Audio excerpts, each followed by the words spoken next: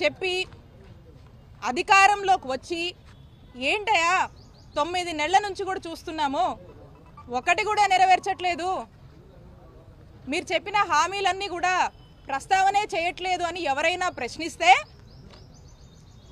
ఏం సాకులు చెప్తున్నారు? ఇదంతా వాళ్ళు ఈరోజు అధికారంలో ఉండి కూడా చేయకపోవడానికి కారణం, చేయలేకపోతున్నందుకు కారణం మా నాయకుడు జగన్మోహన్ రెడ్డి గారని సాకులు చెప్తూ కాలయాపన చేస్తున్నటువంటి విషయం మీ అందరికీ తెలుసు. అలాగే ఇది ఏంటి అని ప్రశ్నిస్తే ఏ విధంగా అక్రమ కేసులు కట్టి అక్రమ అరెస్టులు చేసి ఏ విధంగా జైలు పాలు చేస్తున్నారో మనం చూస్తున్నాం. ఈరోజు మా చిలకలూరుపేట నియోజకవర్గానికి సంబంధించినటువంటి YSR Congress party social media activist అయినటువంటి దళిత ముద్దుబిడ్డ మా రాకేష్ని ఏ విధంగా అక్రమ కేసులు పెట్టి జైలుకి ఈడ్చారు అనేది మీరు చూస్తూ ఉన్నారు. దాని గురించి నేను వివరంగా చెప్తా. రాకేష్ని వారి కుటుంబ సభ్యులతో పాటు మా నియోజకవర్గ సభ్యులందరూ కూడా ఈ రోజున పరామర్శించడానికి రావడం జరిగింది. రాకేష్కి ధైర్యం కూడా చెప్పడం జరిగింది. ఒక్కసారి మనం ఏ విధంగా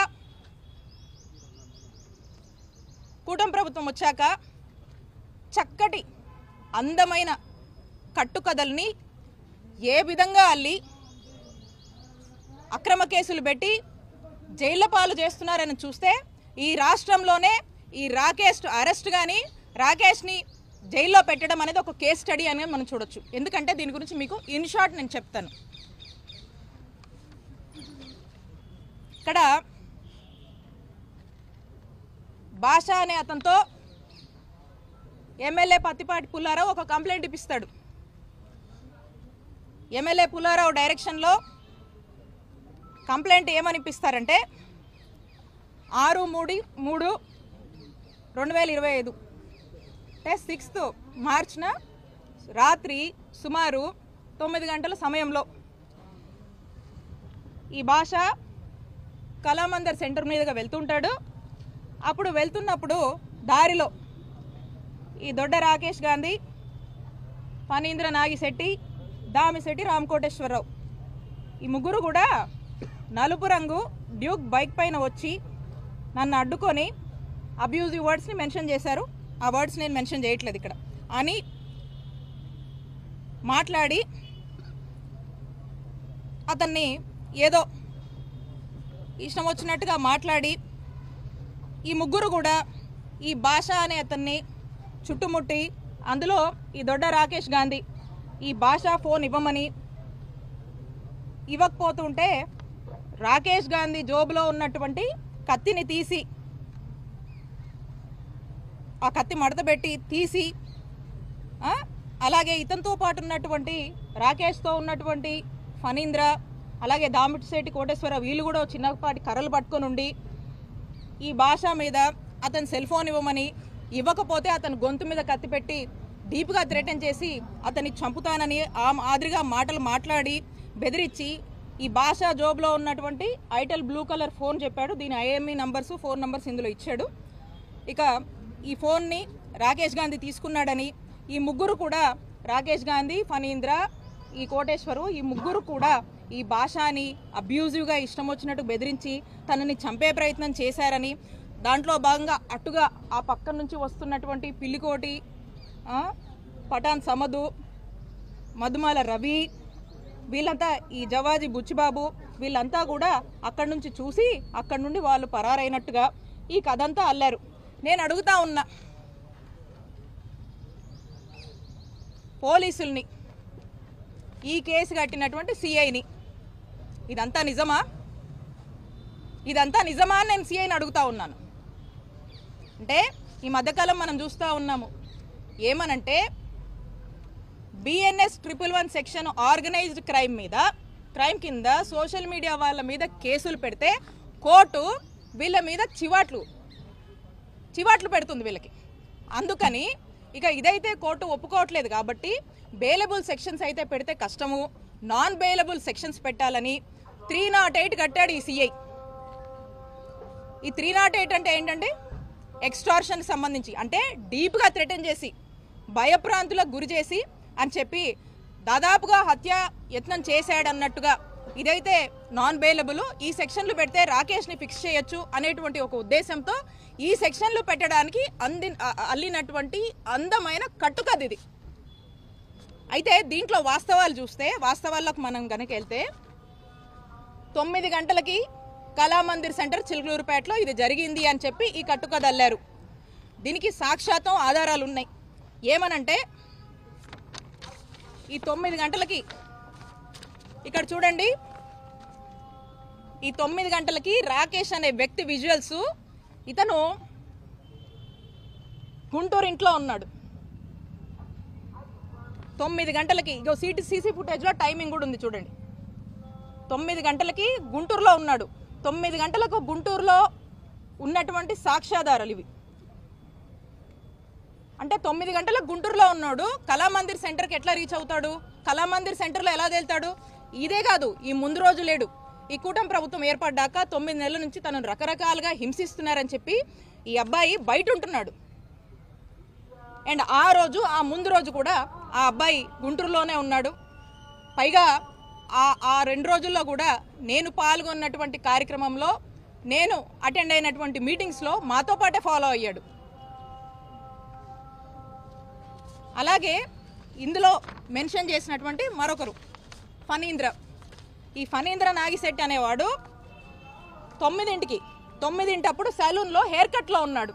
ఇది సెలూన్కి సంబంధించినటువంటి వచ్చినటువంటి ఫుటేజ్. మనకి 9 హెయిర్ కట్లో ఉన్నవాడు, ఫుటేజ్ అవైలబుల్ ఉంది, ఇంత ఎవిడెన్సెస్ ఉన్నాయి. ఎలా కళామందిర్ సెంటర్లో పార్టిసిపేట్ చేస్తారు దీంట్లో? అలాగే ఈ దామిశెట్టి కోటేశ్వర్ అనే అతను హైదరాబాద్లో ఒక ఉద్యోగం ఎత్తుకొని అక్కడే ఉంటున్నాడు. అక్కడ తన ఉద్యోగంలో ఆఫీస్లో ఉన్నాడు. దాని ఎవిడెన్సెస్ కూడా ఉన్నాయి. ఈ ముగ్గురు కళామందిర్ సెంటర్లో ఈ విధమైనటువంటి ఎక్స్టార్షన్కి పాల్పడ్డారని చెప్పి నాన్ బెయిలబుల్ సెక్షన్స్ పెట్టి ఈ విధంగా హింసిస్తున్నారు. కూటమి ప్రభుత్వం ఏర్పడిన దగ్గర నుంచి కన్నా మనం చూస్తుంటే ఇప్పటికీ 16 కేసులు ఈ రాకేష్ గాంధీ మీద వేరు ప్రాంతాల్లో ఎక్కడెక్కడో ఏవో కంప్లైంట్స్ అట ఇచ్చారట, ఉన్నాయట. అందుకని ఇప్పుడు ఇతన్ని హింసించాలంట. అంటే ఒక్కసారి ఆలోచించండి, అక్రమ కేసులు పెట్టే విషయంలో కూటమి ప్రభుత్వం యొక్క పిచ్చి పరాకాష్ఠకు చేరిందని ఈ రాకేష్ యొక్క కేసే, ఈ కేస్ స్టడీయే మనకు ఎవిడెంట్గా ఒక ఐ ఓపెనింగ్గా కనిపిస్తుంది. అక్రమ కేసులు ఏ విధంగా కూటమి ప్రభుత్వం వాళ్ళు కడుతున్నారు, వైఎస్ఆర్ కాంగ్రెస్ పార్టీ వాళ్ళని హింసిస్తున్నారు, జైళ్ల పాలు చేస్తున్నారని. అయితే దీనికి సంబంధించి మనం చూస్తే ఒక్క ఆధారం కూడా, వీళ్ళు పెట్టినటువంటి ఎక్స్టార్షన్ కేసుకి ఒక్క ఆధారం కూడా లేకుండా ఎమ్మెల్యే డైరెక్షన్స్ మీదుగా ఎమ్మెల్యే రాకేష్ గాంధీ నా టార్గెట్ ఏం చేస్తావో నాన్ బెయిలబుల్ సెక్షన్స్ పెట్టి తీసుకొచ్చి అరెస్ట్ చేయండి, జైలుకు పంపించండి అని ఎమ్మెల్యే ఇచ్చినటువంటి ఇన్స్ట్రక్షన్స్ మేరకు ఈ నెరేటివ్ అల్లి మరి ఈ సిఐ ఏ విధంగా కూడా ఇలాంటి సెక్షన్స్ పెట్టి ఏ ఆధారాలు లేకపోయినా కూడా ఈ యొక్క నెరేటివ్ని కనీసము మనం పెడుతున్న కంటెంట్కి కనీసం సింక్ అవుతుందా లేదా అని కూడా తన యొక్క విచక్షణను కూడా కోల్పోయి ఏ విధంగా ఈ యొక్క కేసు కట్టారనేది మనకు స్పష్టంగా అర్థమవుతోంది. కాబట్టి నేను చెప్తా ఉన్నా, స్పష్టంగా ఇలా ఎమ్మెల్యే చెప్పాడనో ఇంకెవరో చెప్పారనో వాళ్ళ యొక్క టార్గెట్స్ కోసము ఇక్కడ ఉన్నటువంటి పోలీసులు అత్యుత్సాహం చూపించి మీరు గనక ఈ విధంగానే వాళ్ళు చెప్పారు వాళ్ళ మెప్పుల కోసం మీ ఉద్యోగాల కోసము ఈ విధంగా గనక మీరు ఈ విధంగా చేస్తున్నారు, మీరు చేశారు. ఇప్పుడు ఈరోజు చెప్పిందే విత్ ఎవిడెన్స్ ఇవన్నీ కూడా మేము కోర్టుకు సబ్మిట్ చేశాము. ఖచ్చితంగా దీని మీద పెద్ద ఎత్తున న్యాయ పోరాటం చేస్తాము. ఖచ్చితంగా ఈ అత్యుత్సాహం చూపించి వాళ్ళ యొక్క మెప్పులు పొంది ఏ విధంగా వాళ్ళ యొక్క రూల్స్ అన్నీ కూడా మర్చిపోయి పోలీసులు వ్యవహరిస్తున్నారో ఖచ్చితంగా మిమ్మల్ని న్యాయస్థానం ముందు ఏదో రోజు నిలబెడతాము. ఖచ్చితంగా చట్టం ముందు మీరు నిలబడి సమాధానం చెప్పుకునేటువంటి రోజు మీకు వస్తుంది. అదే మీకు గుణపాఠం అని తెలియజేస్తున్నాను. అలాగే పోలీసులకు హెచ్చరిస్తున్నాను, మీరు ఇప్పుడు చేస్తున్నటువంటి అంటే ఇది మాకు బాధ అనిపిస్తుంది. మాకు పోలీసుల మీద, ఇన్స్టిట్యూషన్స్ మీద చాలా రెస్పెక్ట్ ఉంది. కానీ ఈరోజు వీటిని కూడా మ్యానిపులేట్ చేస్తూ, మిస్లీడ్ చేస్తూ ఏదైతే పోలీసులు రాజకీయ మెప్పుల కోసం చేస్తున్నారో, ఏదైతే మీరు ఒక రోజంటూ మీకు వస్తుంది, అప్పుడు మీరు చట్టం ముందు నిలబడి సమాధానం చెప్పుకున్నటువంటి రోజు, ఆ రోజున ఒక్క క్షణం మీరు ఆలోచిస్తారు ఎందుకు అత్యుత్సాహానికి పోయి ఈరోజు ఈ పాపాలకు మేము పాల్పడ్డామో అని. ఆ రోజు మీరు ఒకసారి ఆత్మవిమర్శ చేసుకునేటువంటి రోజు ఖచ్చితంగా వస్తుంది. సరైన గుణపాఠం మీకు చెప్తాము, చట్టం ముందు మిమ్మల్ని నిలబెడతామని చెప్పి పోలీసుల్ని హెచ్చరిస్తున్నాను.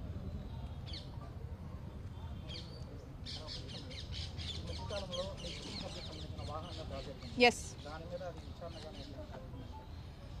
దాని మీద కంప్లైంట్ ఇవ్వడం జరిగింది. మీరు చూస్తూ ఉన్నారు.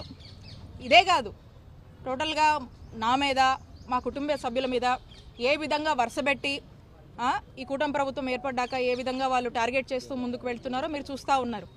సో నేను స్వయంగా ఒక కంప్లైంట్ ఇచ్చాను డీజీపీ గారికి, ఇక్కడ ఉన్నటువంటి అందరికీ. దాని మీద ఇప్పటి వరకు కూడా ఏమాత్రం కూడా రెస్పాన్స్ అనేది అవ్వలేదు.